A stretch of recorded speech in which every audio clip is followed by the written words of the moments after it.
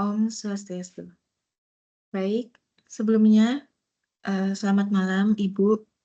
Ibu Wulan selaku dosen pengajar, visualisasi data dari kelas BA 235.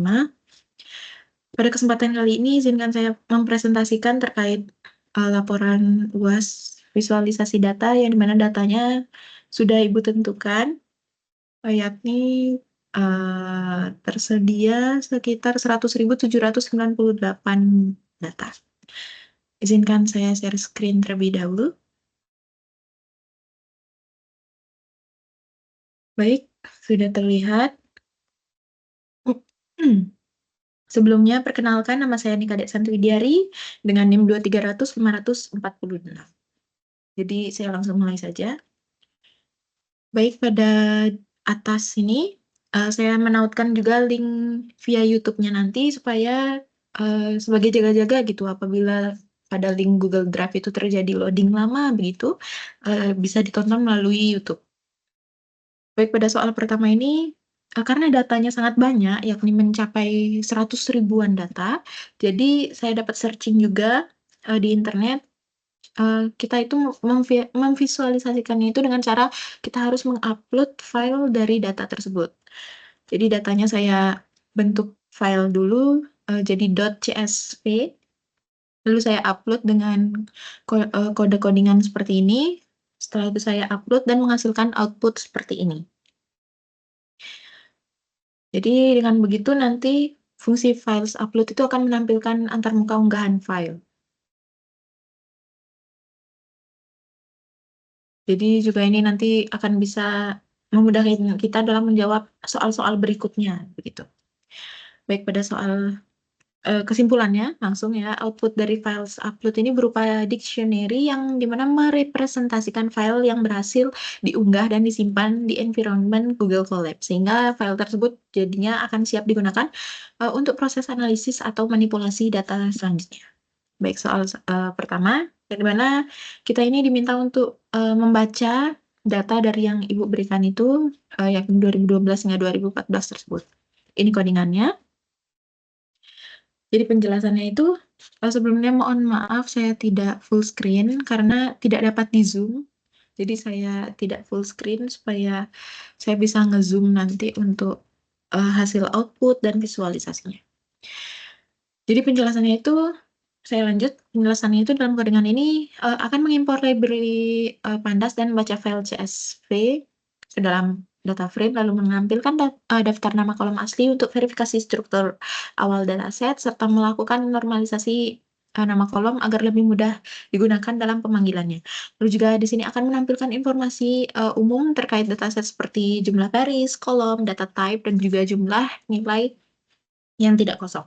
Lalu juga di sini saya meminta untuk menampilkan 5 baris pertama dari dataset sebagai cuplikan isi data, serta mengecek apakah kolom tahun itu tersedia, lalu menghitung dan menampilkan juga jumlah kasus untuk setiap tahunnya secara terurut. Berikut outputnya. Di sini outputnya sudah terlihat jelas, yang dimana sudah menampilkan nama kolom dataset. Ada banyak ya. Lalu juga di sini sudah ada informasi terkait dataset, ada kolom, non-null count, dan data type. Lalu juga di sini ada cuplikan data, 5 cuplikan data yang saya minta tadi, karena tidak muat ke samping jadi ke bawahnya. Dan juga di sini juga sudah ada jumlah kasus per tahunnya. Baik, selanjutnya, soal selanjutnya dropping all non-value, yang dimana kita menghapus nilai none gitu. Jadi ini merupakan codingannya, yang dimana penjelasannya itu nanti akan menampilkan jumlah baris dalam kolom dataset sebelum penghapusan baris yang mengandung none. Jadi menggunakan dot shape, lalu juga menghapusnya ini semua baris yang memiliki nilai kosong none, yakni menggunakan df.dropna dalam kurung. Lalu juga di sini akan menampilkan jumlah baris dan kolom setelah penghapusan untuk melihat seberapa banyak data yang akan terhapus. Di sini juga akan mengecek kembali jumlah nilai none per kolom menggunakan df.isNull.sum untuk memastikan bahwa seluruh nilai itu kosong dan telah berhasil dihapus. Berikut outputnya. Outputnya juga sudah menampilkan jumlah data sebelum menghapus none, yang dimana terdapat 100.798,11. Lalu di sini juga sudah menampilkan jumlah data setelah menghapus none, yakni terdapat sekitar 98.015,11. Di sini juga sudah menampilkan sesuai permintaan saya, yakni jumlah NaN setelah pembersihan, yakni harus 0 setiap kolomnya. Baik, soal berikutnya akan menampilkan berapa jumlah laki-laki dan perempuan dalam dataset tersebut. Berikut merupakan codingannya. Baik, penjelasannya itu jadi di sini akan mengecek apakah kolom jenis kelamin dan tahun itu ada di dalam dataset. Lalu jika kolom tersedia itu maka akan menampilkan judul output yang dimana jumlah kasus per tahun berdasarkan jenis kelamin. Lalu yang ketiga juga akan membuat tabel pivot yang dimana data itu akan dikelompokkan berdasarkan kombinasi tahun dan juga jenis kelamin. Lalu juga di sini akan menghitung kasus menggunakan dot size. Lalu mengubah hasilnya menjadi tabel 2 dimensi dengan dot unstack. Jadi sehingga baris itu sama dengan tahun, kolom itu sama dengan jenis kelamin, yakni male for laki-laki dan female untuk perempuan, serta nilai itu adalah jumlah kasus. Lalu juga di sini akan menampilkan tabel jumlah kasus per tahun berdasarkan jenis kelamin, serta menghitung total kasus untuk masing-masing jenis kelamin dari setiap seluruh data menggunakan value underscore counts. Lalu juga yang terakhir di sini akan menampilkan jumlah total kasus itu berdasarkan jenis kelamin dengan label, yang mana labelnya itu ada M, F, dan lainnya. M itu for laki-laki, female of perempuan. Berikut outputnya, di sini sudah menampilkan jumlah kasus per tahunnya berdasarkan jenis kelamin, yakni ada female dan male, lalu di sini per tahunnya, di sini juga sudah angka tiap female dan male-nya. Di sini juga sudah ada mentotalkan jumlah kasus berdasarkan jenis kelamin dari keseluruhan tahun selama 3 tahun itu untuk laki-laki dan perempuannya. Ada berapa kasus? Sekian. Lalu untuk soal selanjutnya,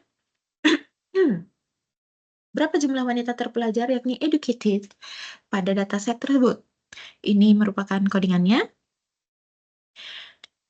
Baik, penjelasannya yakni menampilkan nilai unik pada kolom education yang mana untuk melihat jenis-jenis tingkat pendidikan yang ada di dataset. Lalu di sini juga akan mendefinisikan kategori pendidikan yakni terpelajar. Jadi yang dianggap terpelajar di sini itu jika pendidikan itu termasuk salah satu dari HS or GED, lalu some college, terus ada BA plus gitu. Sama apa gitu lagi saya lupa. Nanti di bawah juga sudah ada disebutkan.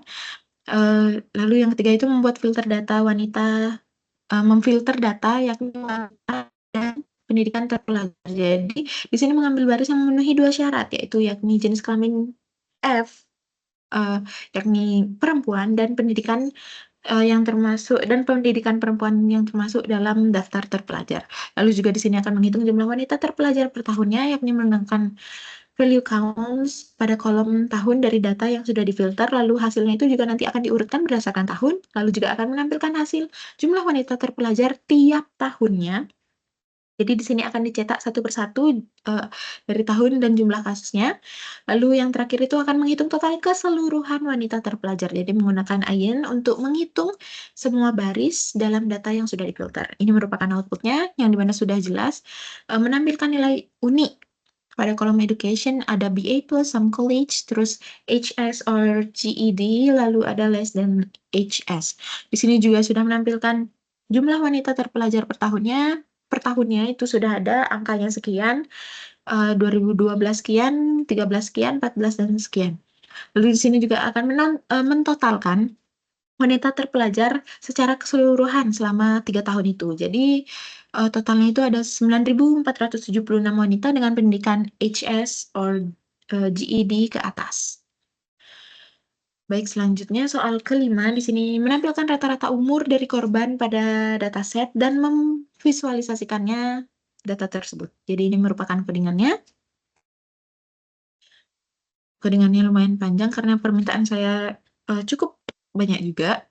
Jadi penjelasannya itu untuk cek kolom itu memastikan kolom jenis kelamin, umur, dan tahun itu tersedia sebelum analisis. Lalu yang kedua, statistik umur per gender, jadi di sini akan menghitung rata-rata umur korban per jenis kelamin, jumlah kasus per jenis kelamin, serta rata-rata umur seluruh korban. Lalu di sini juga saya meminta untuk membuat histogram umur, yang dimana grafik distribusi jenis kelamin. Itu nanti untuk histogramnya. Serta saya meminta juga untuk membuat grup bar chart, yakni rata-rata umur per tahun dan gender, yang dimana di sini akan menghitung rata-rata umur berdasarkan tahun dan jenis kelaminnya, serta buat diagram batang berkelompok itu, yakni laki-laki dan perempuan per tahunnya dengan label nilai. Berikut merupakan outputnya. Sudah tertera menampilkan rata-rata umur per jenis kelamin, yakni untuk perempuan ada 43,73 tahun, M 43,93 tahun, lalu juga di sini sudah menampilkan jumlah kasus per jenis kelaminnya, sekian, sehingga rata-rata umur semua korban itu 43,90 tahun. Ini merupakan visualisasinya dari histogram. Histogram sini yang dimana warna hijau ini artinya untuk laki-laki ya male, dan marun ini untuk perempuan atau female. Di sini dapat kita lihat angka laki-laki itu sangat tinggi dibandingkan dengan perempuan. Lalu ini merupakan grup bar chartnya, di mana yang warna biru ini merupakan laki-laki dan ungu ini perempuan. Di sini dapat kita lihat per tahunnya, tiap tahun itu angka laki-laki itu mendominasi ya, tapi akan tetapi hanya tahun 2013 saja yang mendominasi itu angka perempuan. Baik, soal selanjutnya. Pertanyaan ke-6, jadi pada data bulan, yakni MON, keberapa sih yang paling banyak data kasus kematian pada dataset tersebut? Lalu kita visualisasikan. Ini merupakan codingannya. Jadi penjelasannya di sini, dalam pembersihan data ini akan dibaca dari file CSV, lalu kolom MON itu juga akan diubah ke numerik dan baris dengan nilai kosong yang dihapus. Lalu juga di sini saya ingin menampilkan bar chart, dua chart, memvisualisasikan dengan dua chart, yakni bar chart dan juga line chart. Yang dimana bar chartnya itu gabungan dari semua tahun, sedangkan line chartnya itu per bulan tiap tahunnya. Berikut outputnya. Output untuk bar chart-nya ini sudah menampilkan total kematian per bulan. Di sini angka tiap bulannya sudah tertera, sehingga bulan tertinggi itu dapat kita lihat di bulan Juli dan di angka 8.989 kasus. Ini visualisasi dari bar chart-nya. Dapat kita lihat di bulan Juli memang paling tinggi kematian per bulannya selama 3 tahun itu. Lalu ini output dari line chart-nya selama dihitung berdasarkan per bulan per tahunnya. Tren per bulan per tahunnya. Ini angka-angkanya dan ini visualisasinya. Dapat kita lihat juga pada bulan Juli angkanya itu memang yang paling tinggi, kurvanya kita lihat naik turun, tapi di Juli di bulan Juli ini naik.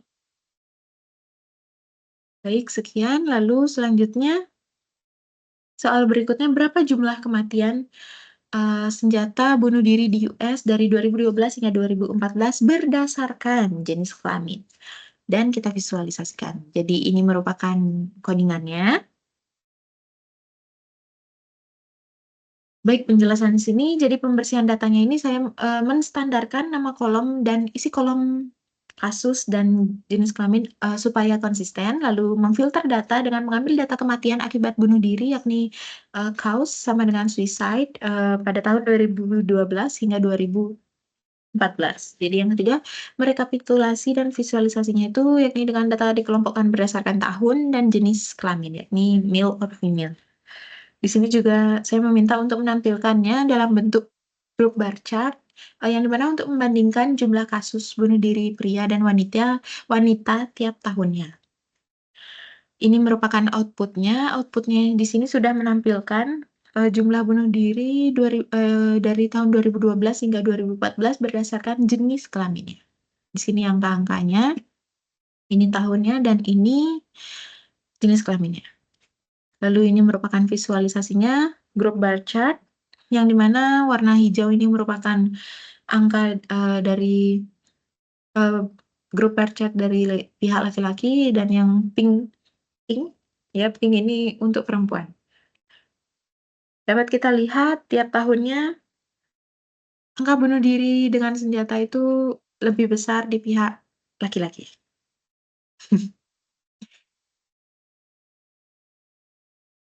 Jadi kesimpulannya visualisasi ini itu mampu mempertegas kesenjangan jumlah berdasarkan jenis kelamin dalam konteks kematian bunuh diri ya.